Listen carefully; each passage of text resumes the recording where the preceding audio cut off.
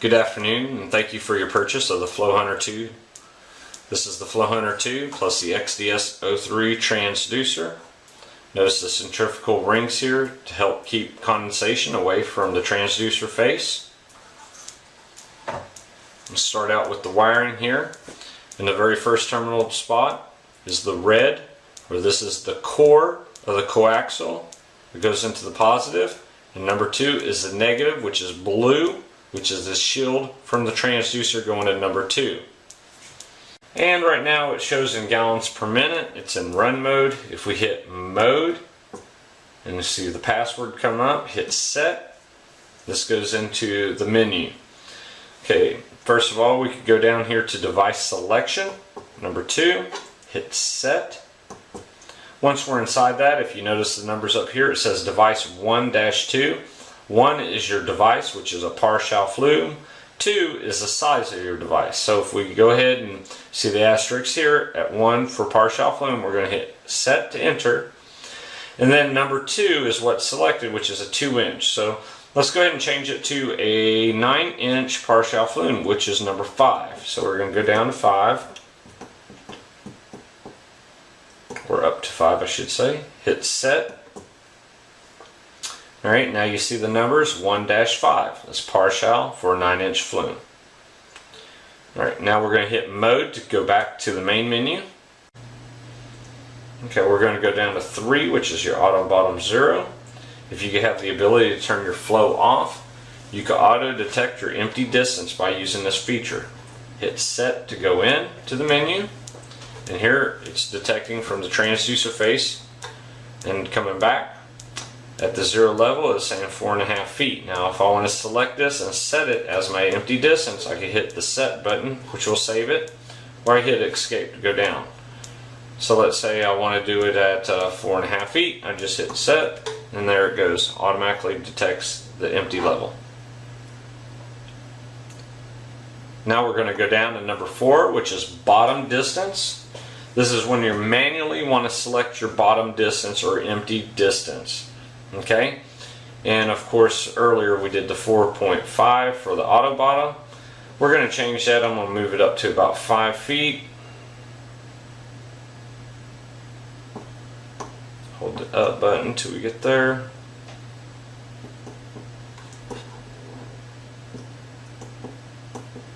Okay, and once we're at 5 feet, we hit set to save. The number goes away, and we continue on. Now if I go down to number 5, which is your flow index, what this is just a simulation of the ISCO book. So if you need some information on the gallons per minute or million gallons a day or the max size, you could punch that information here as a simulation, just like looking in the ISCO book.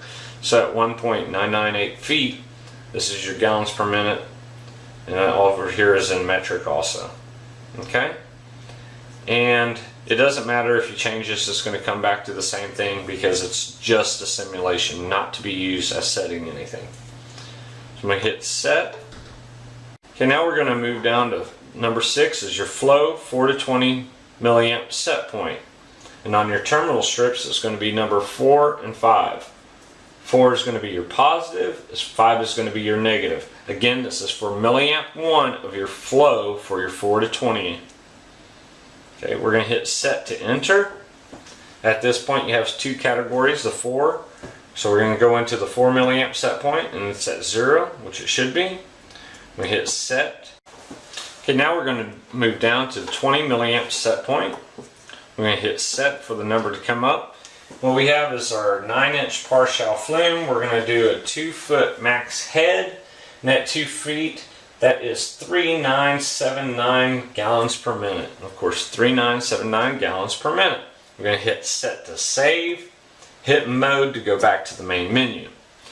Now, if you're also using a 4 to 20 for your level, this is where you would input that information at for your 4 to 20 for level.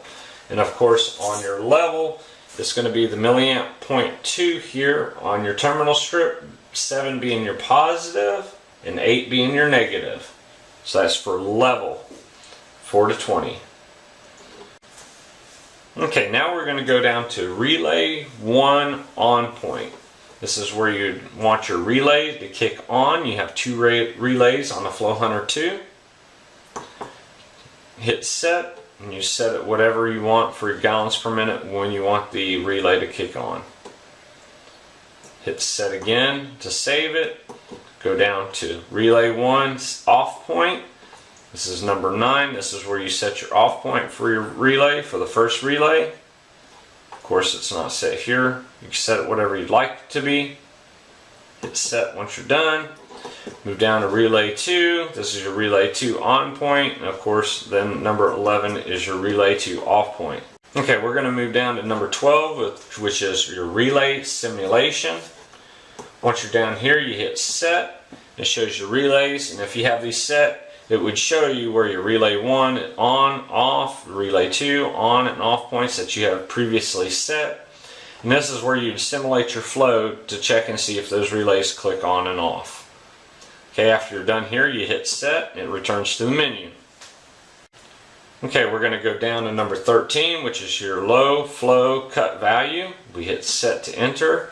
Here, if you want to show true zero flow, you set this to 0 and then hit set. Now if you get a trickle and you do not want to calculate the trickle and you want to ignore it, you would set this up a little bit to whatever gallons per minute that you do not want to see on your low end. After you have that set, hit set. Now we're going to go down to 14 is your high cut value. And what this is if you have a flow and once you're past a certain flow you don't want to see any more, this is where you cut those out.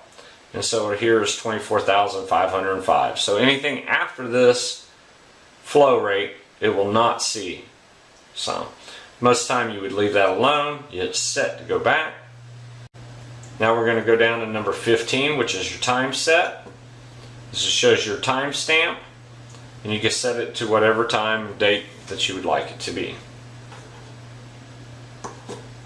Hit set, and it goes through from your month, the day, the year, and then time.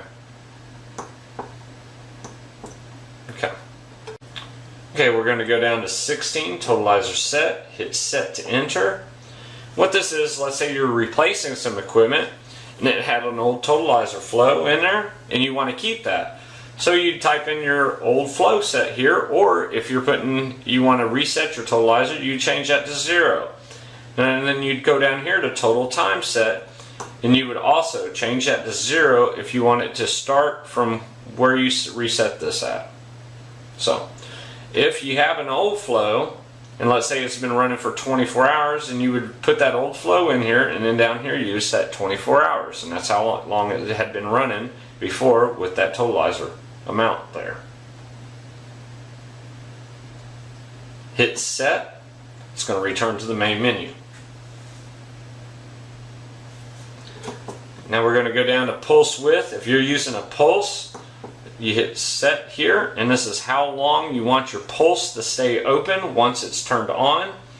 Here it's 1/10 of a second. Hit set. We go down to 18, which is your pulse value. Hit set, and this shows how many gallons before you want your pulse to activate. So right here at 408 gallons, every 408 gallons, a pulse should click on for 1/10 of a second. Hit set, that saves it. Okay, we're going to go down to log period. We're going to hit set, and this is just how long you want it to log if you're using the data logging capabilities. Okay.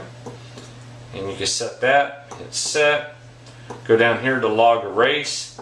If you'd like to erase, you hit set, and it brings up a menu, a submenu, and you can hit erase or exit.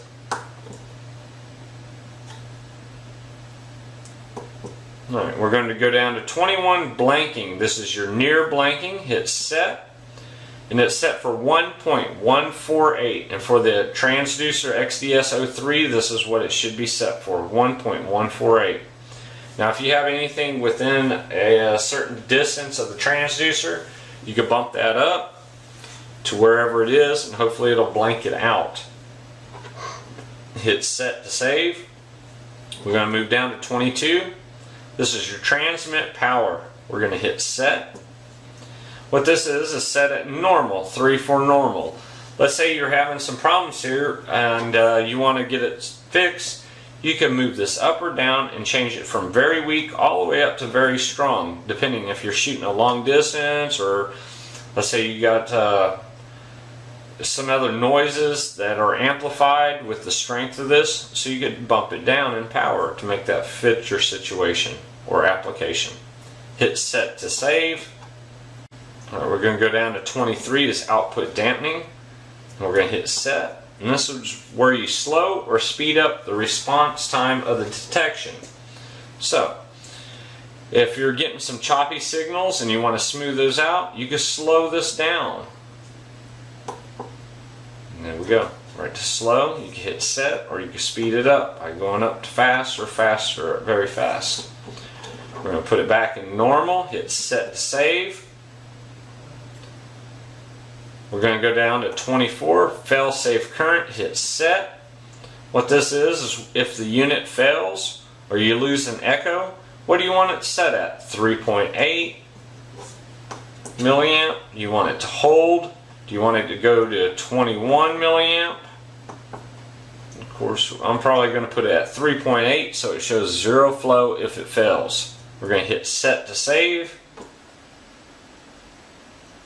And now we're going to move down to 25, fail safe time. We're going to hit set. This is the time that if it goes into loss of echo that it fails for before it resets and tries to look for an echo. So it's set at 300 seconds. This, you can adjust it by up or down. Hit set to save. All right, we're going to go down to 26, detection threshold. We're going to hit set. It says 6 or 0.6 volts. What this is your threshold that you can raise to blank out noises that may be affecting your system. And I'll show you later on in a test sampling screen how this works. We hit set to save. Okay, we're going to move down to 27, which is flow milliamp test. And we're going to send a milliamp signal and we're going to tell it what to send so we can use for testing purposes. I'm going to hit set. And if I move up or down, you see I can send 21 milliamps. 3.8 milliamps, 20 milliamps, 12 milliamps, 4 milliamps, or I can go back to hold. I'm going to hit set to exit. All right, we're going to go down to 28, which is your level milliamp test point, and this is where you can force a signal to be sent out for testing purposes on your level milliamp output.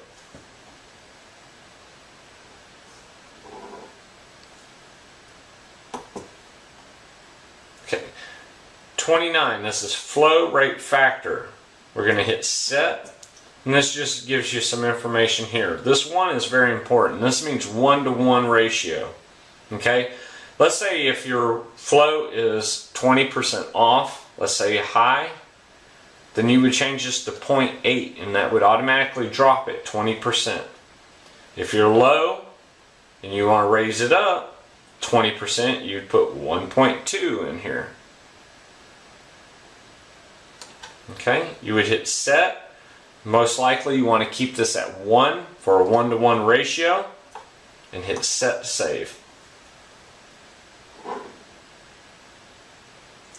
System ID is what you want this unit to be called. It's at 0 right now. Hit set to save. Alright, we're going to go down to 31 which is unit selection. This is where you would change it from feet to metric. We're going to keep it in feet mode. Hit set to save. We're going to go down to number 32, password change. This is where if you want to change your password to keep people from pushing buttons on your system. Hit set, change your password to whatever it is you want. We're going to keep ours at 0. Hit set to save. And the last option here is 33, master reset. This is a default reset. You would hit set, move down to reset, and then you would hit set again. We're not going to do that. We're going to go up, hit exit, hit set. Alright, after you're done here, you hit run mode, and this is going to take us back to start. Alright, now we're in run mode, and here it says gallons per minute. If you want million gallons a day, you would hit the up button. There it goes, the million gallons a day. We're going to hit the up button again. This is a test sampling screen. And what this represents is like looking at an O-scope or an oscilloscope. And this from left to right is equivalent to 20 feet. It shows the signal reflection at 4.5 feet. So from the transducer face to the material and back, down to the material is 4.5 feet. Okay? This line here is your detection threshold. Right now it's where it's set. You can actually adjust your detection threshold from this screen by hitting the down arrow button. And as if I hit it, you can watch and see the detection threshold move. It went down, then it jumps up here to the top. So if you're getting a double echo or other signals that are within this threshold, if it's below this line, it will not detect those. If it's above it, it has the opportunity to detect it. So I'm just going to keep moving this down somewhere near where it was when I started. And once I'm happy with that, and I want to exit the screen, I'd hit the up button. Okay, there is another screen. It's called Run Mode 3, and if you're in the regular run mode and you just hit the set button, it does bring up this. Okay, and on this, it shows you the flow rate, the total flow from when the time was set, and the total hours since it was reset. The DT is total flow in a day. DH is the highest flow in the day. DL is the lowest flow of the day. This is your level. This is from the bottom of your empty distance to the surface of your material. And then T, of course, is your temperature. And you have a bar graph over here, which is the ratio of measured flow rate to your max flow. And it shows very little percentage here. Okay, to get back to our regular run mode, we'd hit set, and there we go. This concludes our quick setup video for the Flow Hunter 2 and the XDS-03 transducer. Thank you and have a great day.